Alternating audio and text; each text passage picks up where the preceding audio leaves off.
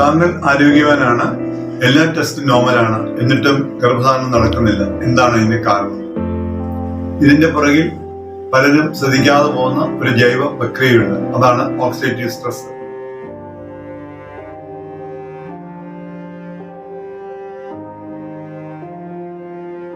ഇത് ഒരു രോഗമല്ല, പക്ഷേ സ്ത്രീകളുടെയും പുരുഷന്മാരുടെയും വന്ധ്യതയ്ക്ക് ഇതൊരു പ്രധാന കാരണമാണ്.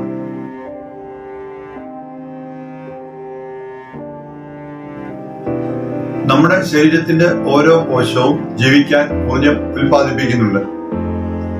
ഈ പ്രക്രിയയിൽ അസ്ഥിരമായ തന്മാത്രകളായ റിയാക്റ്റീവ് ഓക്സിജൻ സ്പീഷീസ് ഉൽപ്പാദിപ്പിക്കപ്പെടും. പലരും ഈ ROSനെ ഒരു ശത്രുവായി കാണുന്നു. അതൊരു ശത്രുവല്ല. ചെറിയ അളവിൽ ROS ശരീരത്തിന് ആവശ്യമാണ്. രോഗാണുക്കളെ പ്രതിരോധിക്കാൻ ഇത് പ്രാധാന്യമുള്ളതാണ്. കോശങ്ങൾ തമ്മിൽ സന്ദേശങ്ങൾ കൈമാറാനും ഇതിന്റെ ആവശ്യമുണ്ട്. എന്നാൽ ശരീരത്തിൽ ROS കൂടുമ്പോഴും ആന്റി ഓക്സിഡന്റ് പ്രതിരോധ സംവിധാനത്തിന് അതിനെ നിയന്ത്രിക്കാൻ പറ്റാതെ വരുമ്പോഴുമാണ് പ്രശ്നമുണ്ടാകുന്നത്. ഇതിനെയാണ് നമ്മൾ ഓക്സിഡേറ്റീവ് സ്ട്രെസ് എന്ന് വിളിക്കുന്നത്. നമുക്കറിയാം, ഇരുമ്പ് പുറത്തു വെച്ചാൽ തുരുമ്പെടുക്കും.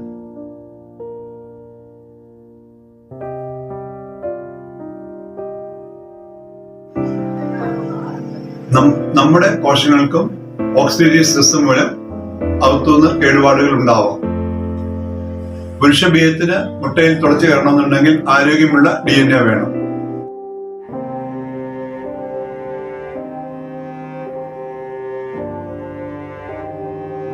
ആരോഗ്യകരമായ കോശവിറ്റിയും ആവശ്യമാണ്. ഓക്സിഡേറ്റീവ് സ്ട്രെസ് കൂടുമ്പോൾ സ്പേമിന്റെ ചലനശേഷി കുറയും, ഘടനയ്ക്ക് വ്യത്യാസം വരും. സ്പേമിന്റെ DNAക്ക് കേടുപാടുകൾ സംഭവിക്കാം. ഇതിന്റെ ഫലമായി IVF വിജയശതമാനം കുറയാം, അബോർഷനും ഉണ്ടാകാം. സ്ത്രീകളിൽ അണ്ടത്തിന്റെ ഗുണനിലവാരം കുറയും, അണ്ഡാശയത്തിന്റെ പ്രവർത്തനത്തെ അത് ബാധിക്കും. PCOS, എൻഡോമെട്രിയോസിസ് പോലുള്ള അവസ്ഥയിൽ ഓക്സിഡേറ്റീവ് സ്ട്രെസ് കൂടുതലാണ്. ഭ്രൂണം ഗർഭാശയഭിത്തിയിൽ പറ്റിപ്പിടിച്ച് വളരുന്ന ഇംപ്ലാന്റേഷൻ പ്രക്രിയയെ ഇത് ബാധിക്കും. ഇരുവരുടെയും കോശങ്ങളുടെ ആരോഗ്യം വന്ധ്യതയിൽ വളരെ പ്രാധാന്യമുള്ളതാണ്.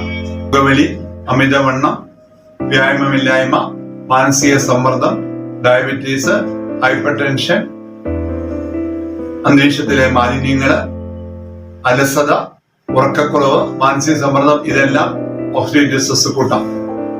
ചില അണുബാധകളും വെരിക്കോസിലുള്ള അവസ്ഥകളും ഓക്സിഡേറ്റീവ് സ്ട്രെസ് കൂട്ടും.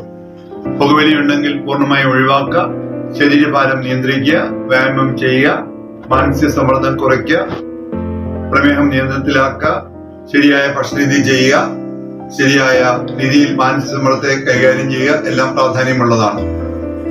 പഴങ്ങൾ, പച്ചക്കറികൾ ഇവ ഭക്ഷണത്തിൽ ഉൾപ്പെടുത്തുക. അത് ഒരു രോഗമല്ല, കോശങ്ങളെ ഡാമേജ് ചെയ്യുന്ന ഒരു ജൈവ പ്രക്രിയയാണ്. ബീജാണുക്കളുടെ എണ്ണം മാത്രമല്ല, അണ്ടത്തിന്റെ എണ്ണം മാത്രമല്ല, ആന്റിബോഡികളുടെ എണ്ണം മാത്രമല്ല, അവയുടെ ആരോഗ്യവും പ്രാധാന്യമുള്ളതാണ്. ആരോഗ്യമുള്ള കോശങ്ങളാണ് ആരോഗ്യമുള്ള ഗർഭത്തിന്റെ അടിത്തറ.